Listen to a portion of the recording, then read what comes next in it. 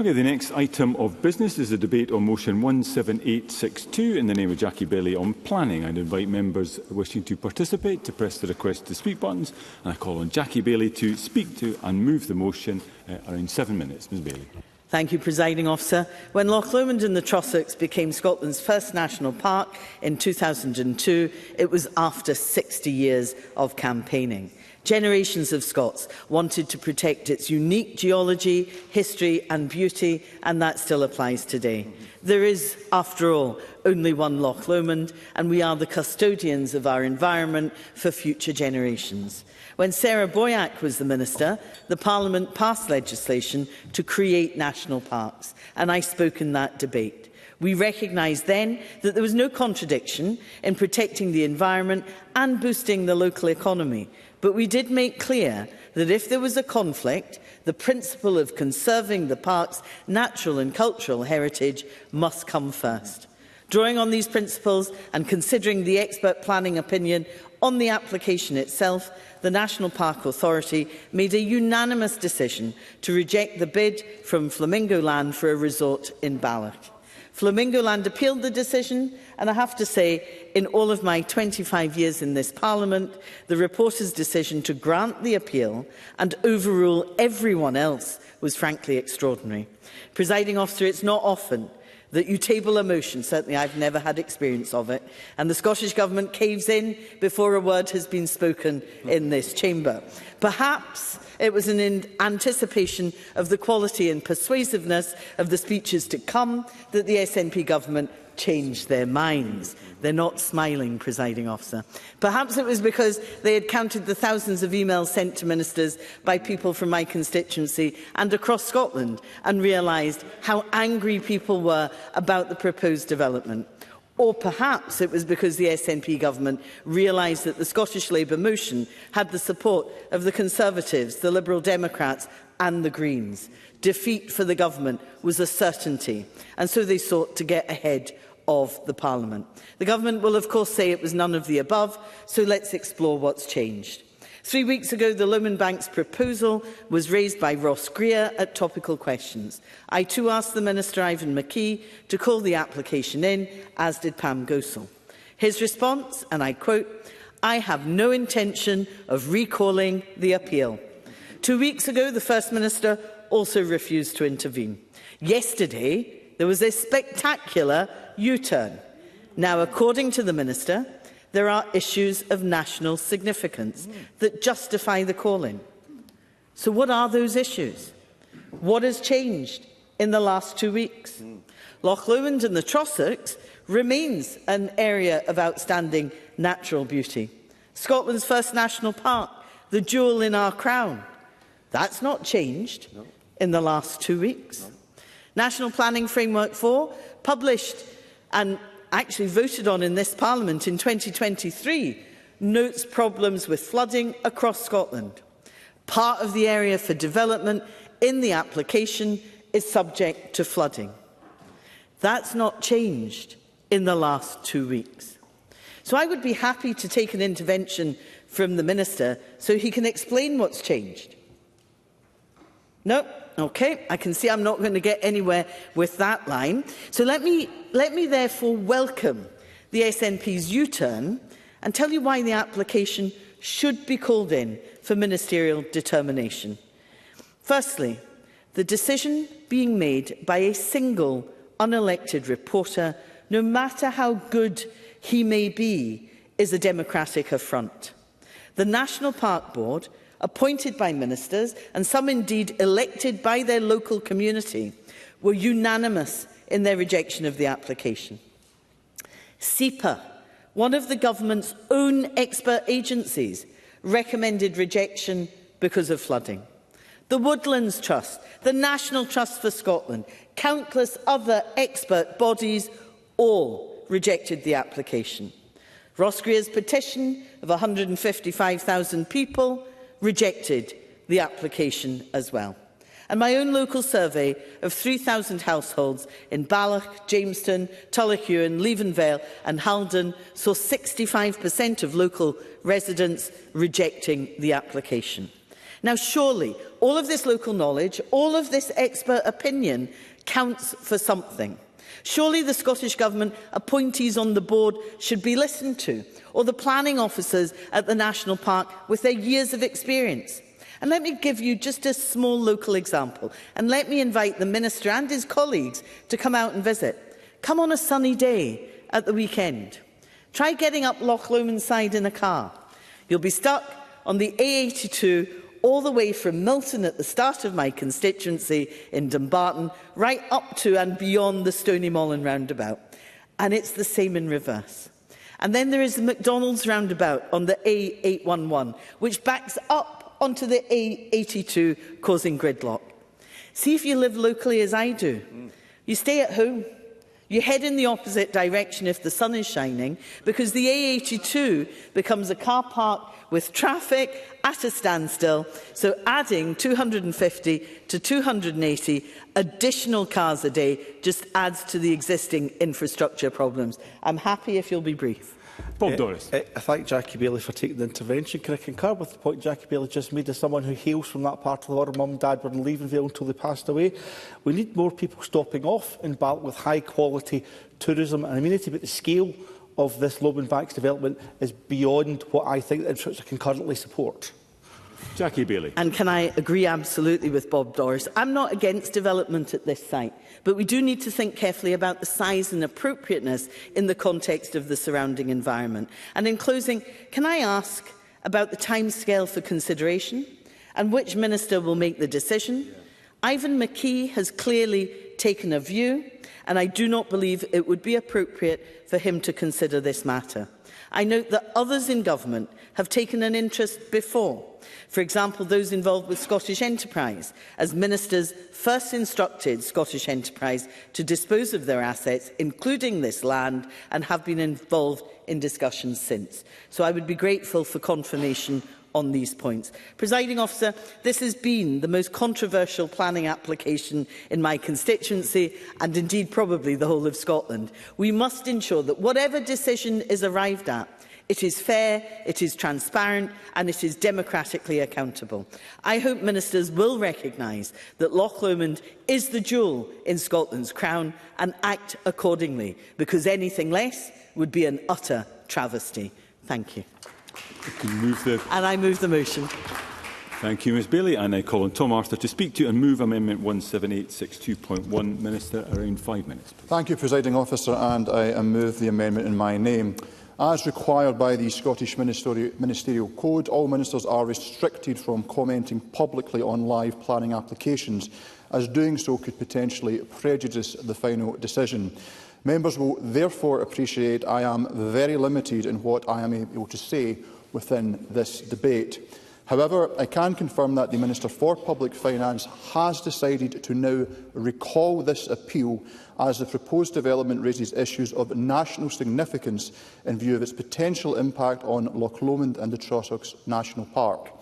I am aware on 16 May an independent reporter issued a notice of intention to allow the appeal and grant planning permission in principle, subject to 49 planning conditions and a legal agreement being reached, including the Lomond Promise with a commitment to community benefits and fair work.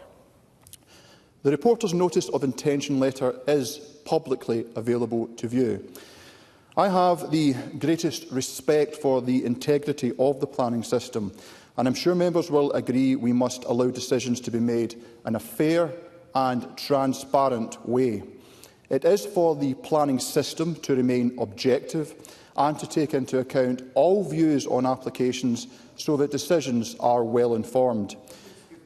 I'm afraid I am restricting my comments to my prepared remarks in this debate, given that this matter concerns a live planning application.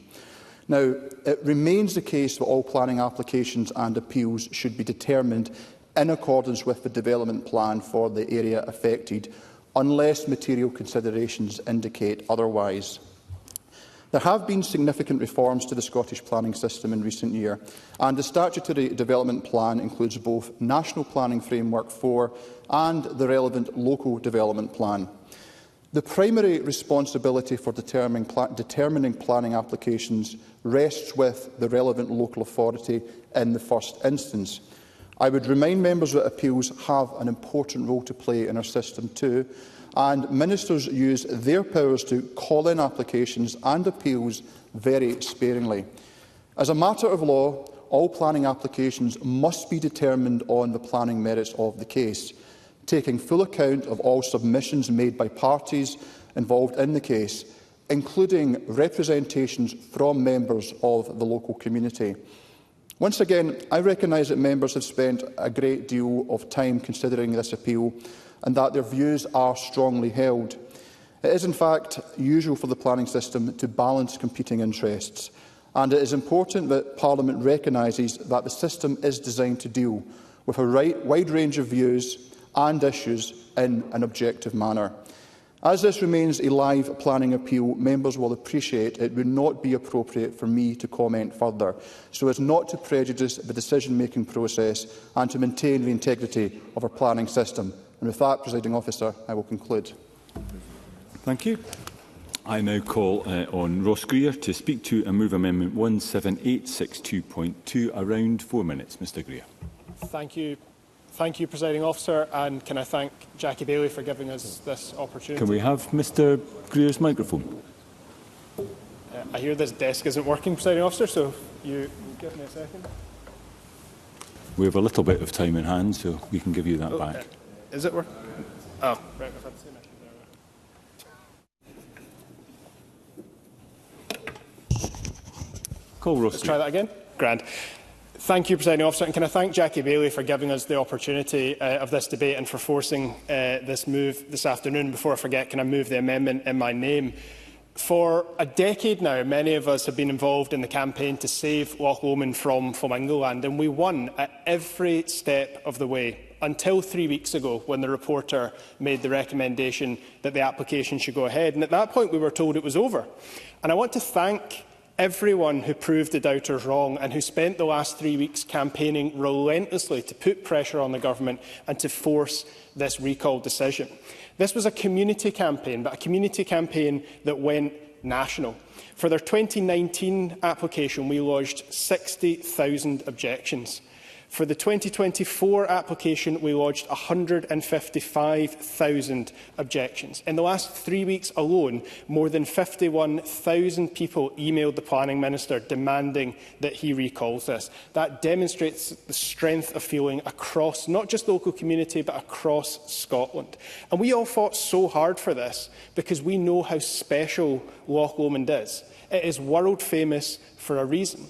And Balloch is the gateway to the loch. And I'm genuinely glad that ministers have listened. There are two reasons why this decision should have been recalled, and it was why it's right that ministers have made that decision.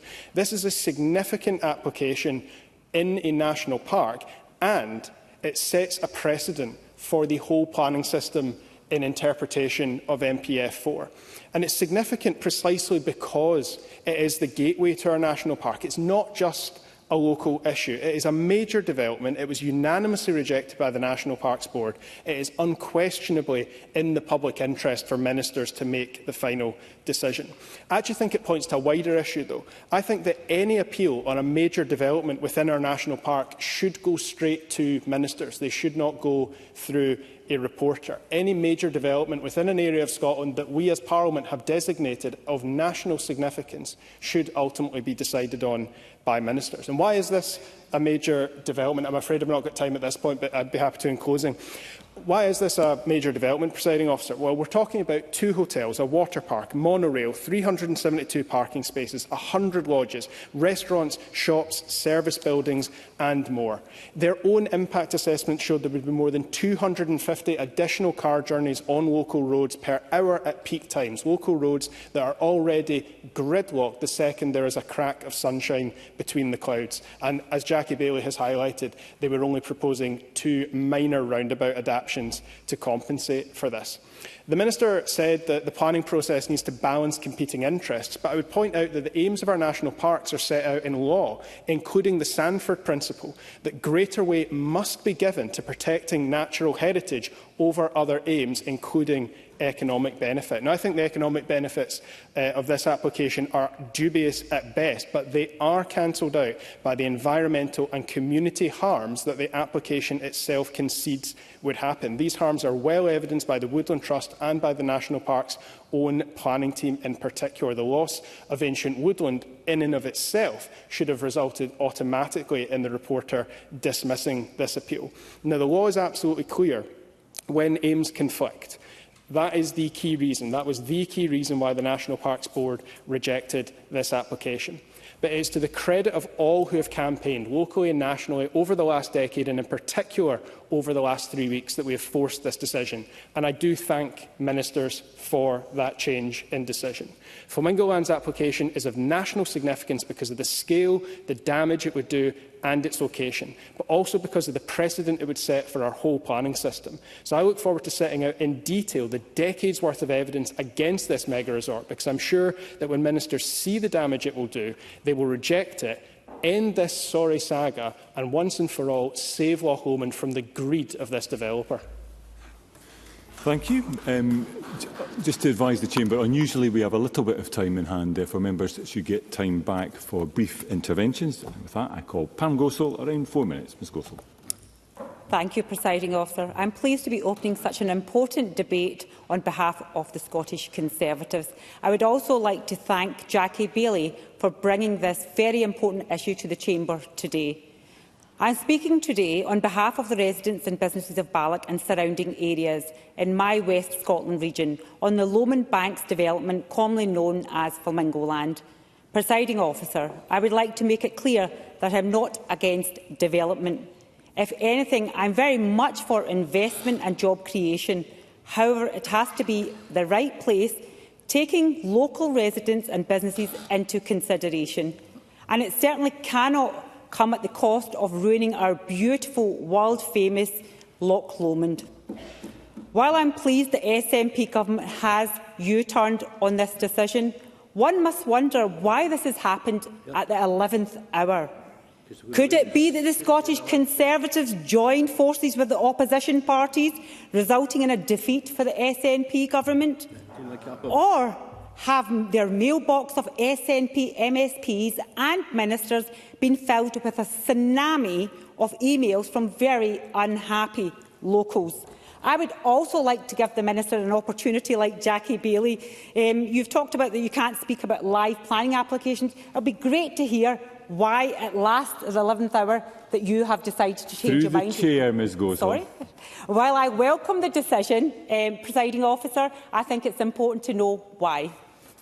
Flamingo Land development had been unpopular since day one. It has received over 150,000 objections. It was turned unanimously by Loch Lomond, unanimously by Loch Lomond and the Tushax National Park Authority. It was opposed by expert organisations such as SEPA, the National Trust for Scotland, Woodland Trust and Ramblers Scotland. However, it somehow managed to receive the approval of this government. 2 weeks ago, I attended a very vocal meeting of around 200 residents organised by the Balloch and Haldane Community Council. Residents were very angry and outraged, more so because they felt their voices were not heard. Their submissions and their protests have fallen on deaf ears of the Scottish Government. This Government is making decisions sitting here in Edinburgh, miles away from where the actual impact of Flamingo Land would be felt. Residents are feeling ignored and powerless. Where is the democracy in this? Let's just mention some of the factors that were at play here. The job creation stated by the developer listed 80 full-time jobs and 120 seasonal part-time jobs. These would be minimum wage jobs with no real prospects of career advancement or opportunities for growth. This site's natural sensitivity makes development environmentally unacceptable. Approving Lomond Banks would push future flood mitigation costs onto public agencies and would not normalise intrusion into protected landscapes by other developers. Last but not least, let's not forget about the congestion that would be caused on the A82. Just imagine the A82 jammed on a summer's day and somebody drowning in Loch Lomond. I spoke with volunteers from the Loch Lomond rescue boat who came to Parliament last week. They said that the increased traffic will cause delays when they are called for help. And bearing in mind they actually travel with no blue light service, they come out as volunteers to help. This is not a scenario, it's reality. And this is just one example of so many. Yet the SNP have made a habit of intervening when it comes to planning decisions. Figures obtained by the Scottish Conservatives have shown that for 2022 to 2023, of the 151 planning appeal decisions, 80 decisions, or 53%, were overturned. And we clearly know that the Scottish Government can step in and has done in many other controversial decisions. In closing, Presiding Officer, this is the fourth time I have stood in the chamber to speak about this issue, and I truly hope this is the last. However, here's wishful thinking. It is our duty to protect the area for future generations, and I hope the Scottish Government has now learned its lesson when it comes to listening to the voices of communities. Thank you. I now call Jamie Green, around 4 minutes. Mr Green. Thank you, Deputy Presiding Officer. This proposed development at Loch Lomond has definitely filled my inbox more than any other planning issue over the years. My office has dubbed it the Loch Lomond monster in the last couple of weeks. Such is the great strength of feeling around it. This is a long-standing saga, but I actually think it's symptomatic of a much wider issue. Issues around how planning decisions are actually made in Scotland, how they are consulted on, how objections are dealt with, how long these decisions actually take, and whether or not we need a wider root and branch review of the entire planning regime, which, incidentally, I think we do. I don't want to linger on the very well-rehearsed arguments for or against the development itself, because I think a lot has already been said, and dare I say there's been a fair amount of political opportunism around this issue. There seems to be a very live competition about who's taking the credit for bringing it to the chamber most. But on the substance of the debate itself, there are people who are in favour of the development, and I think it's fair to comment on that. There are perhaps the 35% of people that responded to Jackie Bailey's survey who believe that the development will deliver jobs and investment. The claims, and they are claims, up to £40 million of investment across the west of Scotland, up to 200 new jobs, up to, I say, and around £3.4 million to the local economy. Now, look, I, for one, will not sniff at job creation or economic growth in the west of Scotland, and the reporter seemed to agree. But we cannot ignore those who were opposed in great numbers to this development. They had viable and valid concerns over things like road capacity on the A82, over the environmental concerns around wildlife and, of course, the ancient woodland, and many suspicions over the true economic or employment value of the whole project. I think the Minister is right to say this is a matter of national significance, particularly given the polarisation of views around it, but also the nature and location of the development itself in the first place. So I believe that calling it in probably in this instance is the right thing to do. And I say that lightly because my natural instinct is really to keep ministers as far away from planning decisions where we can. But nonetheless, it is an appropriate part and parcel of the planning process in terms of how these things escalate. But I do have a bit of a problem with today's debate, because the government's 11th hour announcement to call in this decision, frankly, is quite an embarrassing one, because they clearly were staring down the barrel of a defeat at decision time today, and the Minister has caved accordingly. But initial proposals for this were brought back first in 2018. Since then, they've been withdrawn, rejected, appealed, approved, and now face potential defeat again. The problem with that uncertainty is that it is neither fair on local residents or the developer themselves, who I am surprised didn't walk away from this whole project ages ago. And here's what I am nervous about as well, Presiding Officer, because if every proposed major development in Scotland results in a 7-year-long battle, which has to end in a debate in its national parliament, then good luck in attracting any future investment into Scotland. Because two things must be true and happen in parallel. One, local communities must be confident that planning, consultation and appeals processes are truly fit for purpose, and we all know that many do not believe that to be the case. And secondly, future investors must know that Scotland is open for business and that applications will be treated fairly and squarely, free from rhetoric and falsehoods. Now, this long-drawn-out saga, I think, damages confidence in investing in our tourism sector, but just as much as it has damaged confidence in our current planning processes. I am uncomfortable with leaving a decision like this to the government, a government which is bereft of consistency when it comes to overturning local decisions, and I'm just as uncomfortable in leaving it to a government, a major multi-million-pound investment decision that will sit on the desks of ministers who already have a lengthy pile of backlogged decisions to make, including, for example, Loch Long Salmon, decisions that they deem are far too controversial to go ahead with.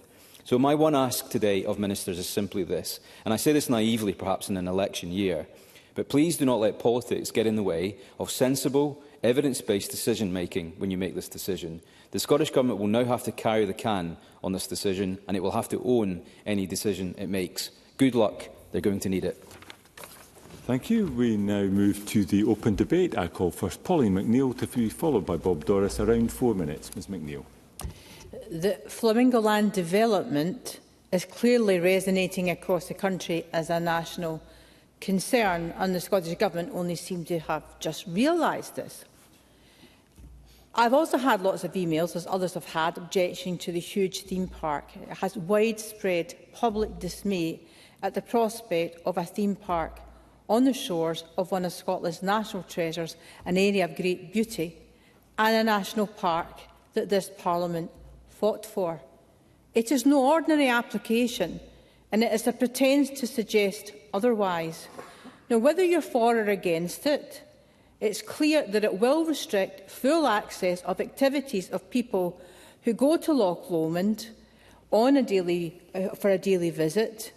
And it is the scale of the project, as Ross Greer says, that is the most important consideration, being the backdrop of something the country loves.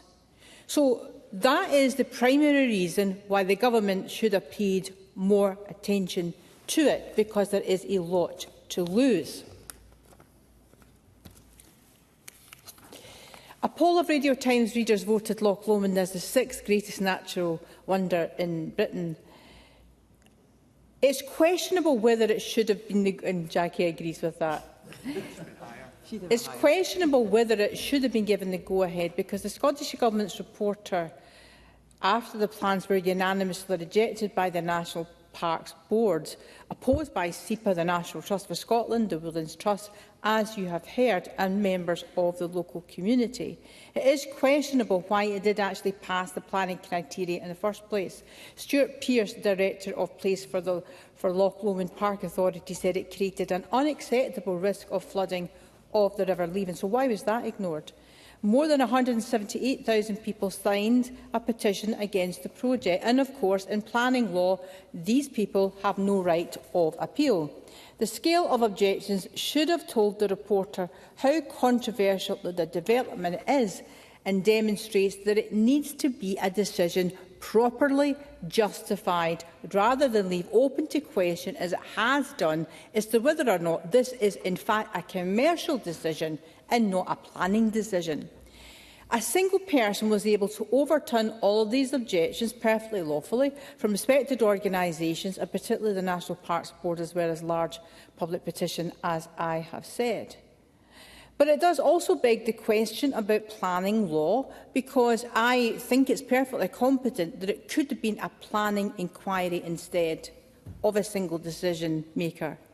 And that would have been more transparent. A public inquiry would have told us what the primary considerations were in coming to any conclusion.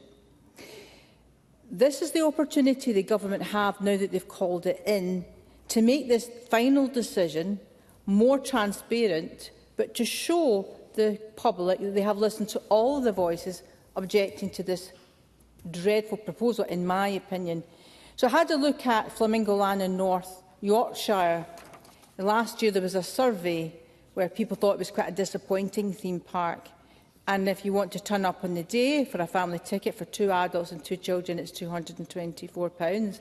Well, it's just my guess, but I would suggest that if it gets the go-ahead, because it's in Loch Lomond and the Trossachs, they'll be charging more than £224. Some reviews from May this year on TripAdvisor actually read quite grimly, and many people say it is overpriced, in need of upgrading. Of course, it's a bit older, and apparently the animals look tired and bored. It did make me laugh a bit. But so there is a lot at stake to think about something which may actually be appropriate for somewhere else, for it to be placed in somewhere which is a national treasure. It's clear that there is a majority for rejecting this kind of theme park on the shores of Scotland's best known and most iconic loch. Now, I realise in conclusion, Presiding Officer, that it isn't just about whether there's a majority for and against it. If the Government grant consent after bringing it in, they must show the public that they have fairly and transparently looked at the criteria for this application, and I look forward to reading it.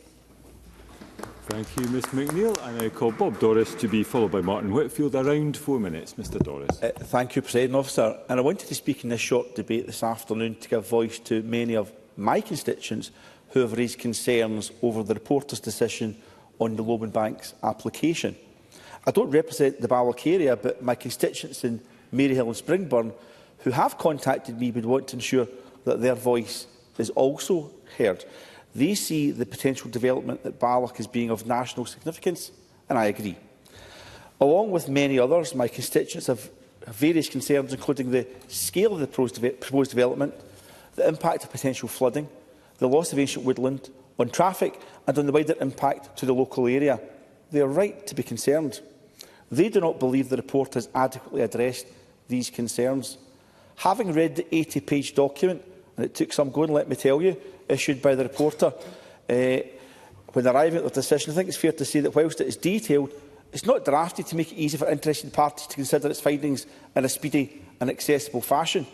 I know the findings need to be detailed, but they also need to be accessible and straightforward to the reader, who are not necessarily always planning professionals or experts. Having confidence that a robust decision has been arrived at transparently is important for the integrity of any planning system, and I think it's reasonable to say that confidence for many is quite low.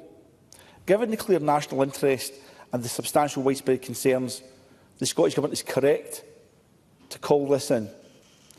That is an important check and balance in the system, which I believe is required in this instance.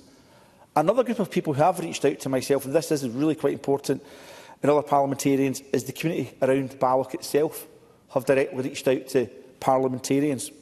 There appears to be a complete disconnect between many members of the community and developers. Community buy-in is hugely important. That appears to be missing, and it's a significant weakness for our national park as well as the developer, I believe. As someone who was born and brought up in the Vale of Leven, just a stone's throw from Balloch, I am particularly disappointed at that lack of buy-in. Yet the reporter said in its findings, the planning authority's reason for refusal raised no objection to the principle of developing the appeal site for the types of development that are proposed. And it also says the report to the Planning Authorities Board advised its members that the proposed development, both within the areas that have been allocated for development in the local development plan and elsewhere, is supported by the local development plan. That's important. I see from the National Park website that the new local development plan is currently being developed. I would hope that that would be with meaningful strategic community consultation. Perhaps, Minister, far better to allow that new local development plan to run its course before taking a decision for a new development of such a significant scale. It is noted by the reporter that there was no significant objections from the community to the LDP when it was first drafted, but I would also note, however, that it was drafted to cover a period from 2017 to 2021, and consultation was started long before 2017. A decade has probably passed before the community were properly consulted on this matter. That is something very different between asking a community if it's okay with an expansion of tourism and the development of a high-quality amenity compared to the sheer scale of what appears to be being proposed. Finally, let me raise two specific aspects of concern, and I won't mention flooding because that's been well rehearsed, I think, this afternoon. On active travel, the reporter appears confident, from my reading anyway, in the 80-page document on active travel infrastructure. Yes, there will be a monorail, and it's close to Balloch train station. But we all know people will bring cars and use Lomond Banks as a gateway to the Highlands. Monorail won't take visitors to Luss or Arica or Inverary. And on ancient woodland, there is much made about the destruction of ancient woodland. I'm genuinely unclear as to whether those concerns have been appropriately addressed. However, what did concern me was the suggestion that given the developer had taken control of Drumkinnon Wood, not part of the development, but beside it, that this could be used for compensation and enhancement of woodland and biodiversity lost elsewhere, if I've captured the reported findings accurately, Presiding Officer. If I have, I'm bemused as to how not developing on ancient woodland can be considered compensation and enhancement. Surely that's just the status quo. In closing, Presiding Officer, it needs to be considered if the current proposals are neither Balloch's interest or indeed the national interest. Thank you. And I call Martin Whitfield to be followed by David Torrance. Around 4 minutes. Mr Whitfield. I'm very grateful, Deputy Presiding Officer, and it is a pleasure to contribute to this debate and to go back to a question that was interestingly posed in the previous debate. It yet again rests with the opposition parties to bring these really important current questions into this chamber so that we can have decisions reached by a government. And indeed, the very timetabling of what's happened with regard to this since the motion was lodged is, as Jackie Baillie has already rightly pointed out, an utter and complete U-turn. And it is in that U-turn that I think Tom Arthur, in his opening, found the challenge as the role, or was potentially the role of any minister in making these decisions, to cause the problems that they have brought upon themselves. And there's a number of items that I want to pick up on, but I'd like to first agree absolutely with Bob Doris with regard to the accessibility of reports that are published as to decisions within the planning framework, and not just at reporter level, but at other levels. I think a serious discussion has to be taken place as to the accessibility and the transparency of our planning system, so that people who are directly affected understand the decision that's been taken without perhaps having to seek expensive advice to find out what's actually gone about. Because, as Pam Gosal rightly said, their voices, they do not feel, are being heard. And they are... I'm happy to give way.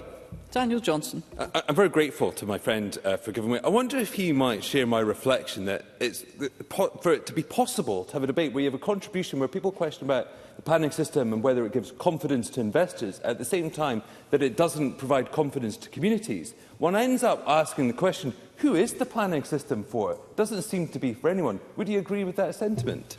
Martin Whitfield. I'm very grateful for that intervention, and maybe it's for the Scottish Government rather than any of the items, any of the parties that you raised in that intervention, Daniel Johnson. But I do want to just go back to Section 46(1) of the Town and Country Planning Scotland Act 1997, and indeed the ministerial statement that was made in 2023, because ministers are to consider that there may be some important issue at stake which should be determined by them.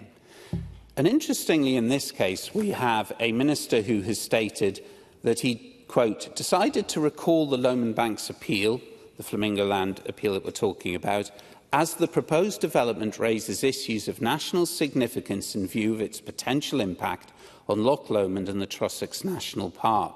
The Minister went on to say, or had said previously, that there were some technical planning issues and that there should be an objective planning judgment. And I think the Scottish Government do have to answer those two contradictory points. Because if the situation has changed since the initial statement was made, what is it that has changed that has made it a national importance? I don't doubt it is of national importance, that a lot of the contributions have already put in today, but I think it needs to be picked up, because following that we need to remember that reporters are appointments of the Scottish Government. A reporter has looked at this, and now a minister of the Scottish Government, appointed by the First Minister, will now have to take the decision. And there is a danger in the duplicity of that situation that those outside of this place will look on and wonder, is a fair, is a transparent decision going to be made? And in conclusion, I would like to ask the Minister, in concluding, a pragmatic question, not about this individual proposal, but about the generic decisions that are taken by a minister when it is called in. And that is, what test will the minister apply? I'm grateful, Presiding Officer. Thank you, Mr Whitfield. I call David Torrance. We still have a little time in hand. Mr Torrance. Thank you, Presiding Officer. I welcome the opportunity to contribute to today's debate in planning and to respond to a motion concerning the Lomond Bank's development at Balloch. The proposal from Flamingo Land would undoubtedly bring a significant leisure and tourist development to Balloch. But while investment and tourism are always welcome, we have to ask ourselves, what kind of development do we want in our national parks, and what are we willing to sacrifice in the process? Scotland's planning system must balance development and investment with our commitments to climate leadership, biodiversity and integrity of our natural environment. Loch Lomond, the largest inland stretch of water in Great Britain by surface area, has a long held and cherished place in the heart of Scotland's natural and cultural heritage, and nowhere more an immortalisation in the traditional Scottish ballad of the Bonnie Banks of Loch Lomond, a poignant song that has become a proud symbol of Scottish identity worldwide. The Loch's natural beauty is unparalleled, with over 30 islands dotting its vast expanse and majestic Ben Lomond rising from its eastern shores. Scenery captivates visitors all year round. Rich woodlands, tranquil waters and diverse wildlife create a haven for outdoor enthusiasts, nature lovers and artists. But Loch Lomond's importance goes beyond tourism and natural splendour. It embodies Scotland's spirit, resilience, welcoming and proud. I think it's fair to say that the proposed Lomond Banks development by Flamingo Land Limited has drawn considerable public attention since its first submission, eliciting over a record 155,000 objections to the application, with concerns that were both significant and wide-reaching. It ignited a wave of concern that extends far beyond Scotland's shores. Tens of thousands have spoken out, locals and environmentalists alike, all driven by a deep love for one of the most iconic landscapes in the world. Their voices all echoed a shared truth, that Loch Lomond is much more than just a place. It's a symbol of natural beauty, heritage and national pride. This passion response shows just how deeply people care and why it must be safeguarded for future generations. My constituency may sit many miles from the banks of Loch Lomond, but the response there has just been as ardent. I have received countless emails from constituents on this issue, all universally in their outrage and condemnation of the proposals. Personally, I strongly believe that the proposed development to be an overdevelopment of the site and will have a disproportionate impact on the landscape and environment. Whilst I believe there could be a sympathetic application which would lead to restoration of a Grade A listed Woodbank House, a central feature of the site, and a building which is on the Buildings at Risk Register, in addition to the reuse of other listed buildings at the site, I do not believe this is the one. As I very much welcome yesterday's announcement confirming the appeal regarding the Lomond Bank's proposal has been recalled by the Scottish Government, it is our duty not merely to weigh the merits of a planning application in isolation, but to consider its wider consequences for the natural world, for future generations and for Scotland's national identity. It is vital that our planning system earns and keeps the public's trust. People need to know their views matter, that environmental concerns are being heard, and that planning decisions are always fair, open and unbiased. Recalling this appeal is about ensuring exactly that. The escalation to ministers for thorough reassessment will allow fresh consideration of environmental safeguards, flood risk management, infrastructure capacity and community sentiment. Their engagement with statutory bodies, including SEPA, the Loch Lomond's Trust National Authority and local authorities, will ensure very technical and local concern is rigorously evaluated. In conclusion, Presiding Officer, we are here to support responsible development. We believe it's in tourism that is sustainable, and we stand for a planning system built on fairness, justice and long-term care for our country. Recalling Lomond Bank's appeals reflects these values. It shows Scotland is serious about protecting our most iconic places and making planning work for both people and nature. Thank you, Mr Torrance. We move to winding up speeches and I call on Ross Greer. Thank you, Presiding Officer. I said in opening that one of the reasons that it was right to recall this application was the precedent it sets for the whole planning system. And I want to elaborate on that because I think it is one of the key issues that ministers need to now consider. There were two key grounds for refusal cited by the National Parks Board.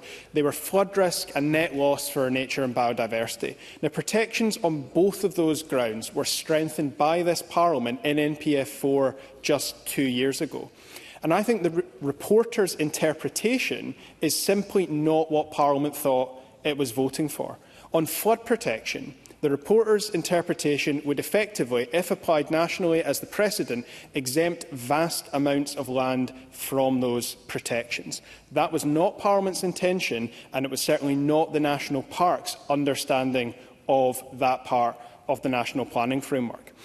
NPF 4 includes specific exemptions from flood protections for previously developed land, and exemptions in planning are by default narrow. This is the broadest possible interpretation of that particular exemption, and it's because part of the site had a rail line on it over 40 years ago. But as anyone who's been there, and certainly any local knows, it has been a park for decades. It is not developed land, and it is not the land that we intended to exempt from the flood protections when those 4 specific exemptions were included in NPF 4. So I think ministers, well as part of this process, need to clarify how the exemptions to the flood protection provisions in the planning framework are to be used, or frankly, any field that's had a bus stop in it at any point in the last century will essentially have no protections from flooding. And on nature, you simply cannot compensate for the loss of ancient woodland, and yet, as Bob Doris laid out, the reporter has granted this application on the basis that at Drumkinnon Wood they can compensate for the loss of ancient woodland elsewhere. The Woodland Trust, in both their written submission and in their contribution to the hearing on this, spelled out in incredible detail why you simply cannot do that. By the very nature of ancient woodland, you cannot, with new plantings, for example, compensate for it.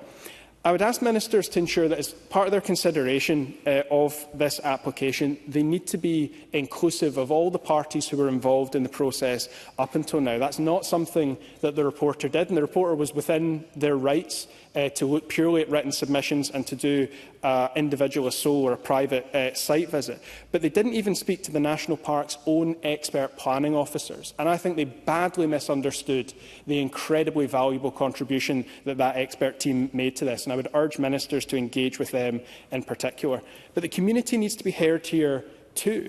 The community have attempted to develop alternatives for various parts of this site over the last decade, but they've essentially been locked out because Flamingo Land have an exclusive agreement with Scottish Enterprise for the whole site, apart from the parts of it that they already own.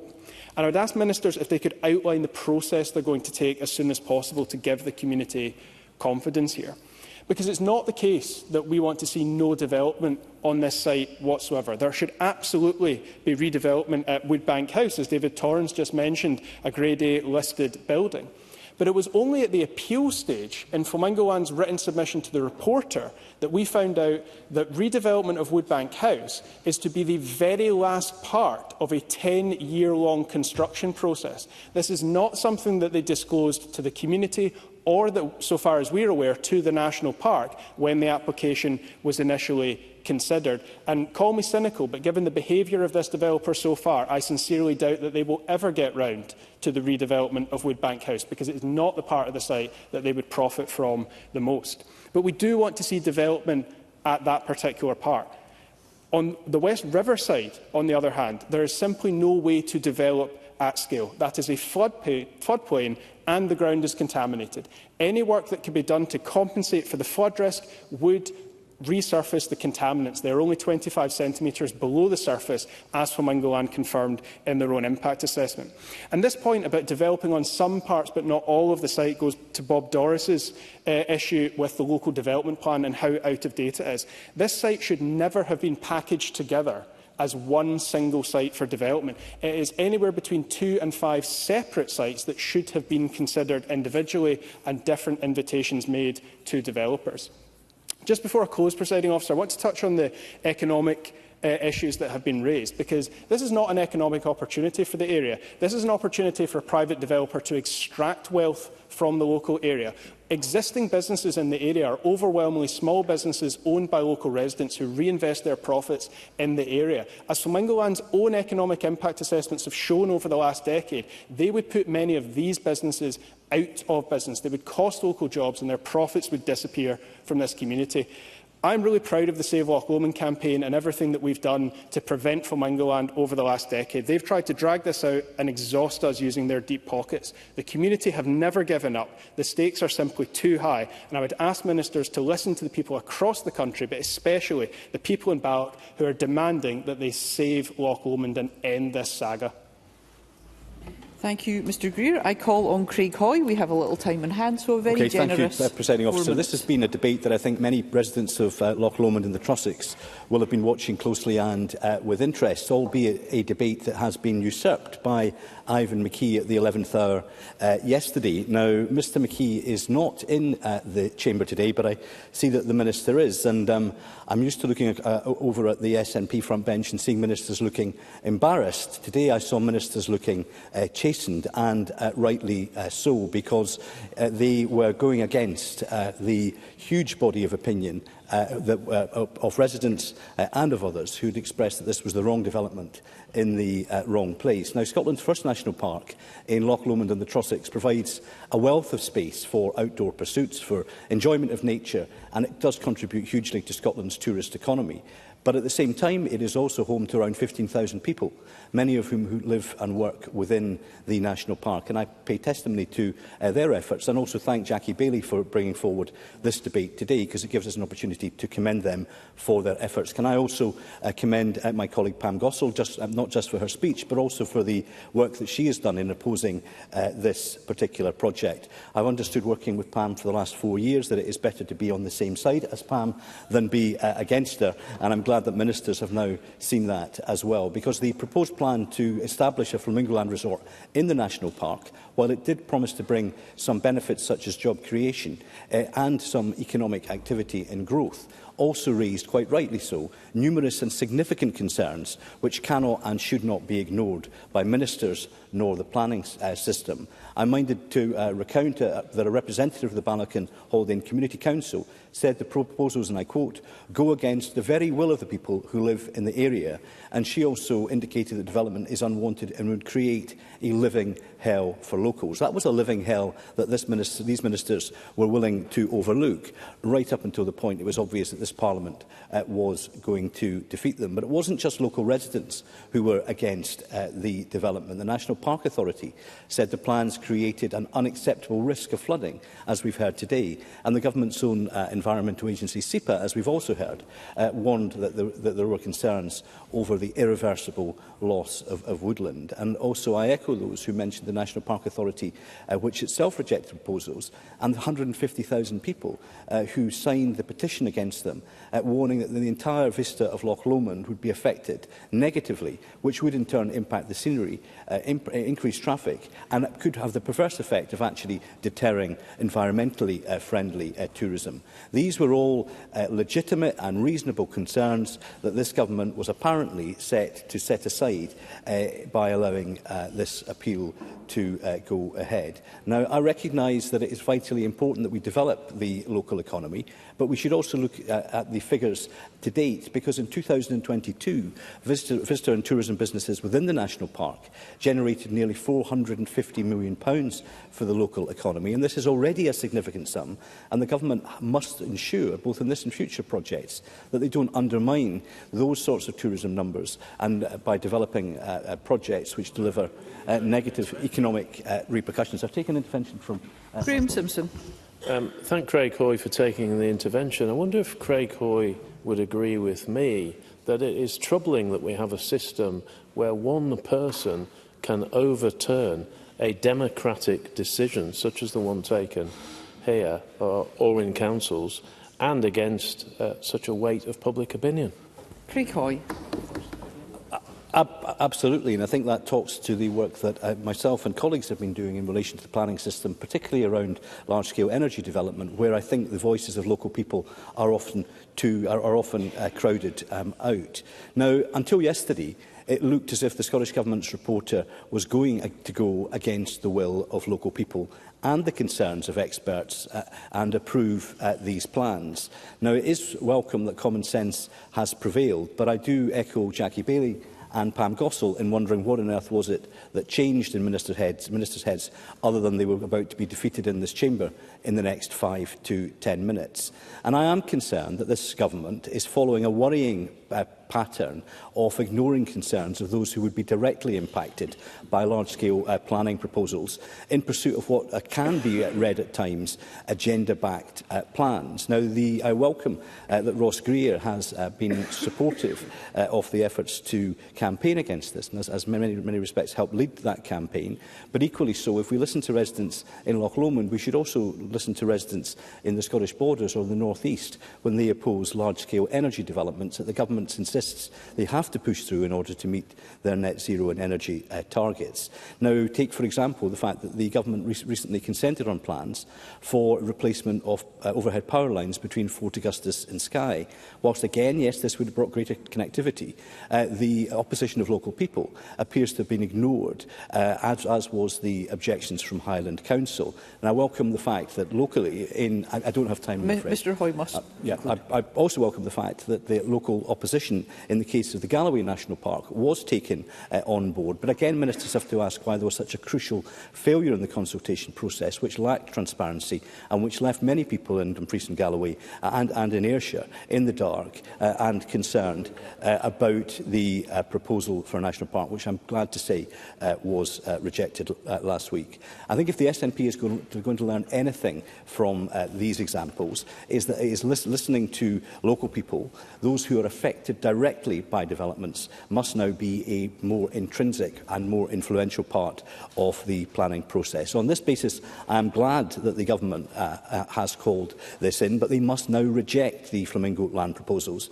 They must ensure they bring common sense to the planning process, listen to the concerns of local people, not just in this example, but in others, and stop unwanted plans going ahead in Scotland's communities today. Thank you. I now call on the Minister. A generous 5 minutes, Minister.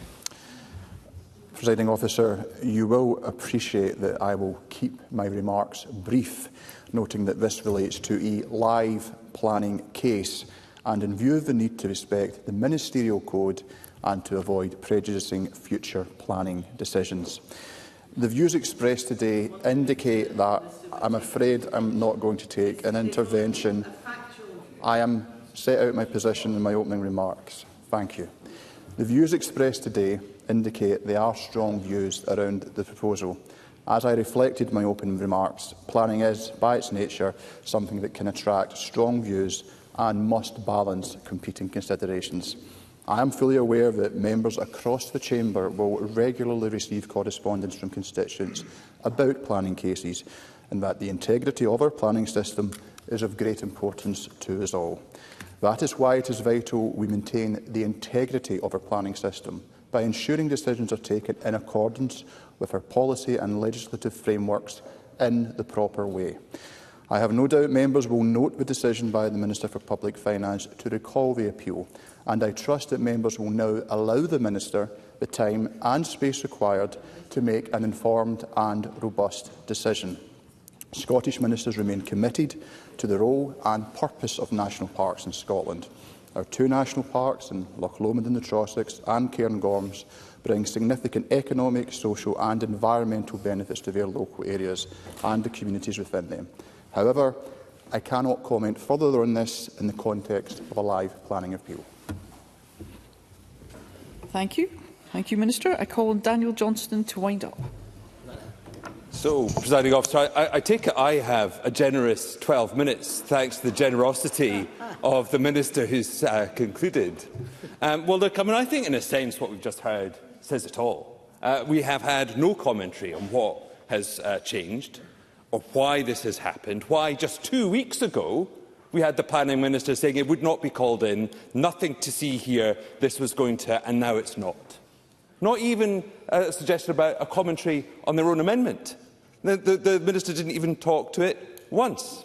So I just say this, SNP planning policy. Presiding Officer, I don't know about you, but that sounds like an oxymoron right now.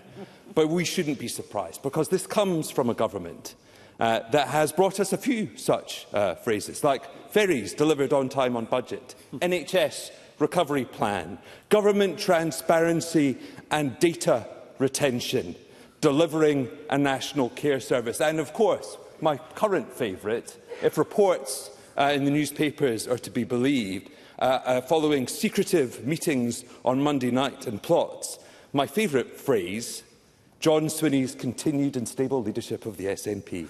Now, there's a self-contradictory statement. But look, this is the fact of the matter. This decision is a panicked U-turn forced upon the government because of imminent defeat in this Parliament. Happy to give way to Bob Doris. I was about to be, by the way, I was about to be very complimentary about Bob Doris later on, so you might want to bear that in mind. I thank Daniel Johnson for giving way. Crikey, you might want to hold on a minute just there. Does Daniel Johnson not think he's just done a little bit of a disservice to the communities and the campaigners who have fought against this by overly politicising the issue? I'm very keen to hear from Daniel Johnson the material considerations which will give the leverage to have this matter dismissed by the Scottish Government and for the development not to proceed. I think that's better than politicking. So look, this isn't politicking. If he doesn't want to listen to me, maybe he should listen to one of his own esteemed colleagues. This issue has been handled in the most cack-handed way possible by the Scottish Government and has seriously damaged their credibility. Not my words, Alex Neil's. Alex Neil, who a former SNP minister responsible for planning for the Scottish Government. And if he is saying that, perhaps we do need to consider whether this has been cack-handed and damaged the government's credibility. But let's just take a moment. Let's take a step back, because I don't think you need to be a planning expert or intimately aware of the ins and the outs of this planning to wonder whether or not this is the right thing to do. This is Loch Lomond, a loch so bonny they created a song for it. Literally the place where we decided to create our first national park in 2002. And the thought that this is the place to create a theme park, Flamingo Land, with a private zoo operator and theme park operator, where they would create 2 hotels, 100 lodges, over 300 parking places in a national park designed to protect an area's natural heritage and beauty. Come on. You don't need to think about that for too long to think that there are things to see here, which is absolutely why we have heard many contributions setting out just the length of time, the saga that this has been, and asking how on earth have we got here. First of all, my colleague Jackie Baillie setting out in some detail about the issues around flood, the road capacity, and believe you me, you don't need to be local to know about the issues that are around the local roads. I think many of us will have been stuck in traffic jams, gridlocks around Loch Lomond, and the thought that you could install 100 additional lodges and that additional road requirement without batting an eyelid, with a couple of changes to a roundabout, it is a nonsense, a nonsense. And then the loss of natural habitats and the loss of forests. This simply is not credible. It shouldn't have taken this far to call into question this. And the thought that a reporter could, well, one person, and this is a point that a number of contributors made, overturn the decision made unanimously by the Parks Authority.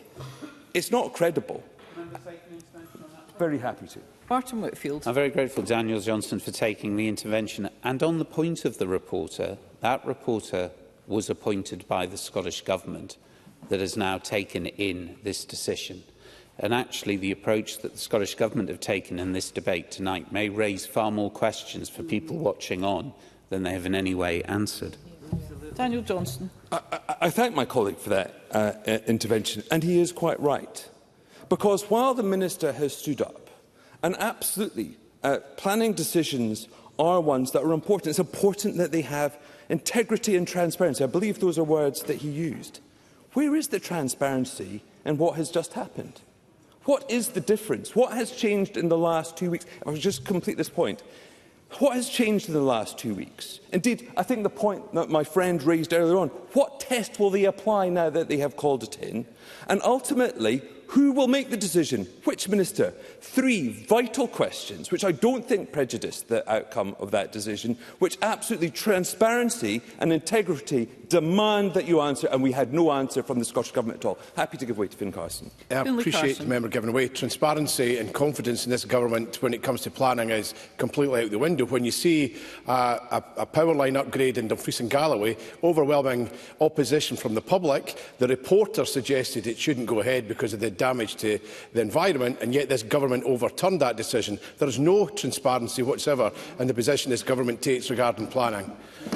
Daniel Johnson. Look, and I think the member raises a good point, because I think this is the issue, that we have to make some very difficult decisions, and indeed the years to come will require even more difficult decisions. And I think there is a real tension, and this is where I'm going to be complimentary about Bob Doris. I thought actually some of the most interesting points were raised by both Jamie Green and Bob Doris, because I think we need a planning system that absolutely maintains community confidence, that decisions when they are made are robust, that they are thorough, but that they are made in a kind of clear and an efficient manner. The reality is, for many communities, the planning system feels like a war of attrition. And on the flip side, we do need investment. I think Jamie Green, raised this sort of balance that is so difficult. That, of course, in order to get investment, we need a predictable planning system, one that produces results that are clear. I think this is a case study of that lack of clarity that is a disservice to communities and a disservice to the investment that we seek in our country. It is a bwrach that is a creation of this Scottish Government that's had 18 years to provide a clarity, a planning system that enables the investment we need in the future while protecting community interests. But I think what we have in front of us, both in terms of the materiality of this decision, but also I think that frankly the lack of clarity about why the government has changed its mind, I think actually serves as a case in point about what the problems we have in our planning system overall. And I would just like, in closing, just to highlight, I think Ross Greer also made an excellent contribution, both in terms of the technical point, but ultimately this. This is a planning proposal that has gone on for years, that has seen tens of thousands of people write, hundreds of thousands of objections, and that we have had one reporter overturn that. And I think, on summing up, on highly dubious grounds in terms of his interpretation of what this Parliament passed. That is why we are going to see the Government voting for our motion today, because they were wrong.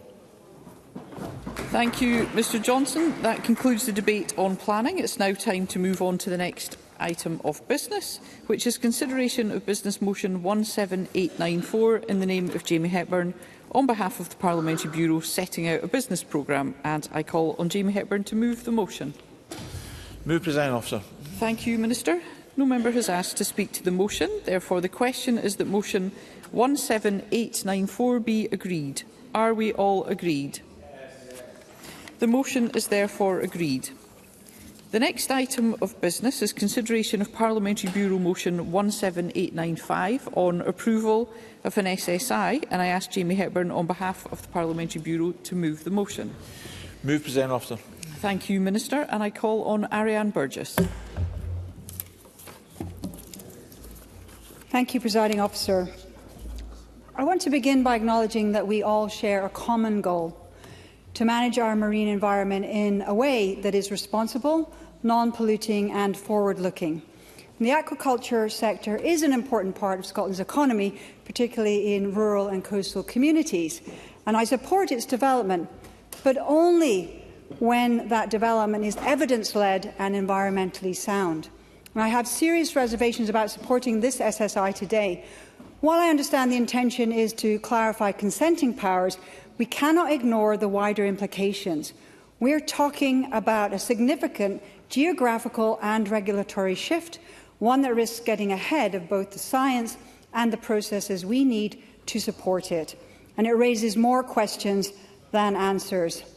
The committee was clear: any relocation of farms to more exposed or offshore locations must be based on a full understanding of environmental, animal welfare and social impacts. Concerns were raised about stronger tidal conditions, colder waters and more extreme weather, all of which could harm fish welfare and increase a risk of escapes. The committee, and by the committee I mean the Rural Affairs Committee, called on the Scottish Government to commission new research and consider the development of dedicated research pens before taking such a step. And I believe this SSI moves ahead of any evidence on that, and that's why I called for a pause to allow proper research, strategic planning and safeguards to catch up before further expansion proceeds. Yes, I'll take an intervention from Jamie Halcroft-Johnston. Jamie Halcroft-Johnston. Thanks very much. Very grateful to Arian Burgess for taking the intervention.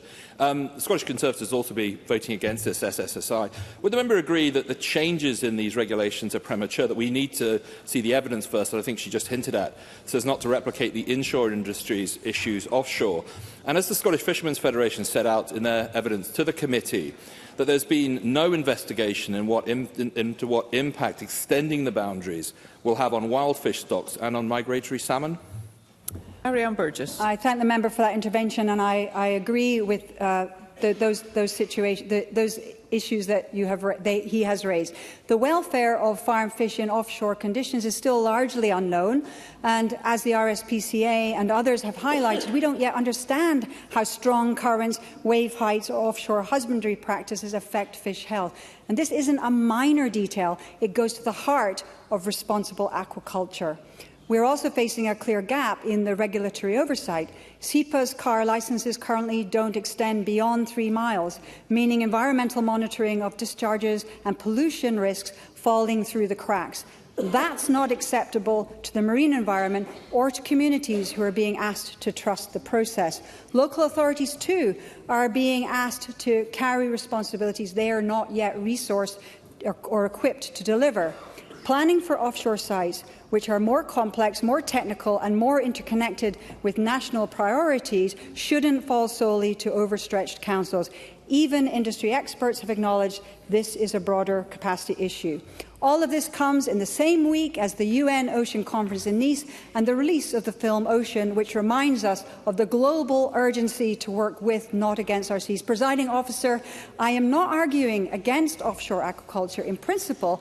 I am calling for a more joined-up, evidence-based and strategic approach, one that brings national oversight, robust science and proper resourcing together. Thank you, and I call on Marie Goujon to respond. Cabinet Secretary. Thank you, Presiding Officer. Marine planning zones define the boundaries for designated planning authorities' responsibilities for planning controls of marine fish and shellfish farms in Scottish waters. And the purpose of this order is to provide an update to existing marine planning zone boundaries to deliver on principles that are already established in the Town and Country Planning Act 1997. Now, in 2007, the definition of development in the Town and Country Planning Act 1997 was amended to include fish and shellfish farming out to 12 nautical miles, meaning that any proposed marine fish or shellfish farm located between 0 to 12 nautical miles requires planning permission from a designated local planning authority. However, the Town and Country Planning Marine Fish Farming Scotland Order 2007 limited marine planning zone boundaries out to 3 nautical miles, primarily as a result of the extent of the powers used at the time to designate marine planning zones. So in practice, this has resulted in a legislative gap, as there is no designated planning authority to which a developer may submit an application for a farm located between 3 and 12 nautical miles. Now, in recent years, there has been increasing interest from aquaculture businesses to move further from the coast into more dynamic regions of the marine environment, with developments in technology making farms in this region feasible, and which have already allowed businesses to locate farms outside of sheltered lochs into more exposed locations. Yes. Finlay Carson. I appreciate the Cabinet Secretary give way. Whilst I think it's important to understand that my colleagues and I, we do believe that we need to push some fish farms further offshore to reduce the impact. But does the Cabinet Secretary not appreciate that we don't want industry to learn from mistakes? We want industry to learn from good practice, and putting this SSI in place effectively is the cart before the horse, and the government runs the risk of making the same mistakes offshore that they did inshore.